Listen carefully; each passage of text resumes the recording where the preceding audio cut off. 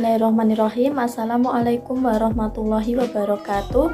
Perkenalkan, nama saya Rafika Oktania, NIM 932106119. Di sini saya akan menyampaikan pemikiran dari 4 tokoh cendekiawan yang berasal dari Indonesia dan luar Indonesia, beserta relevansinya di era kontemporer masa kini.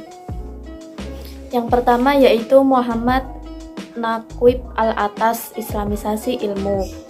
Beliau kelahiran Bogor, Indonesia, lalu pindah ke Johor, Malaysia, dan pindah lagi ke Kuala Lumpur. Beliau terkenal sebagai cendekiawan muslim yang berasal dari Malaysia.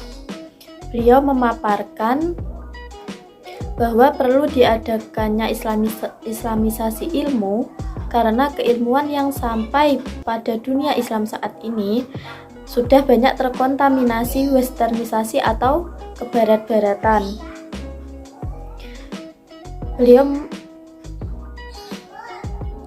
Contoh islamisasi ilmu yang aplikatif di era kontemporer saat ini diantaranya yaitu adanya BSI dengan segala prinsip bermuamalah yang sesuai tuntunan Islam.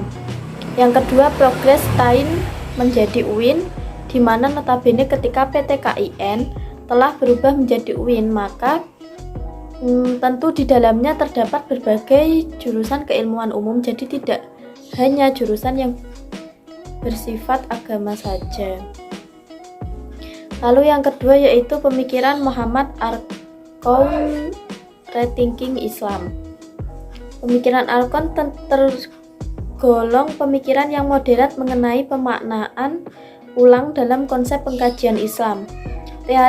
Teori dekonstruksi Islam oleh Arqaun adalah membangun ulang dan mengkaji Islam secara ulang dengan memaknai dalil nakli, baik Al-Quran maupun hadis.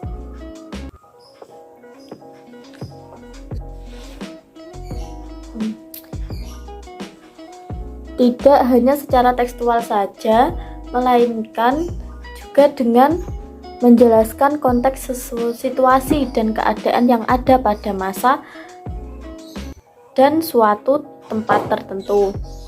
Contoh pada era kontemporer saat ini yaitu permasalahan zakat fitrah, di mana di antara satu daerah dengan daerah lain itu berbeda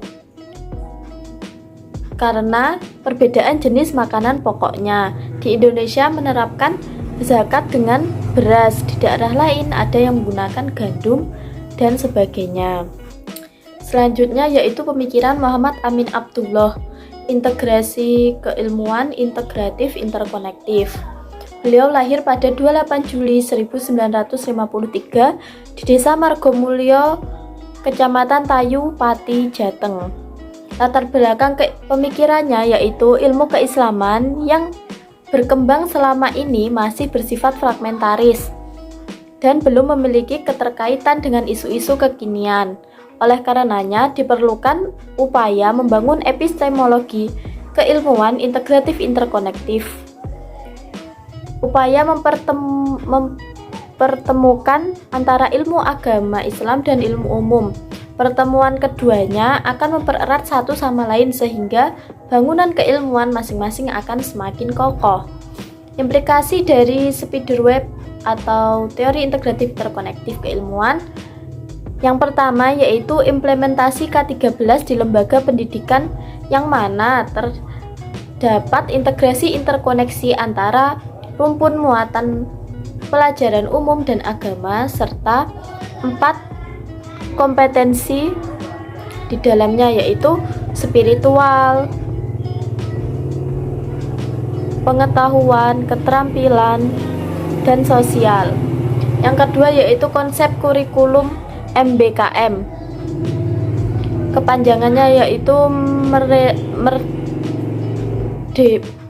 Merdeka Belajar Kampus Merdeka pada perguruan tinggi di seluruh Indonesia, yang mana siswa diberikan keleluasaan untuk mendalami lintas keilmuan dan entrepreneurship. Yang terakhir yaitu pemikiran Abdurrahman Wahid atau Gus Dur tentang Islam kosmopolitan. Ide pemikiran Gus Dur terbuka dan berwawasan luas. Gagasan Islam kosmopolitan adalah hasil kombinasi antara konsep keislaman secara normatif atau pemahaman nas atau dalil nakli, yakni ayat Al-Quran dan hadis Nabi Muhammad SAW, dan historis atau ide-ide berdasarkan perkembangan Al-Quran. Implementasi Islam kosmopolitan Gus Dur yang sangat erat kaitannya dengan budaya toleransi bangsa Indonesia. Oleh karenanya, Gus Dur terkenal dengan Bapak Demokrasi Bangsa Indonesia. Sekian penyampaian dari saya, kurang lebihnya saya mohon maaf. Wallahul muwaffiq ila aqwamit thoriq. Wassalamualaikum warahmatullahi wabarakatuh.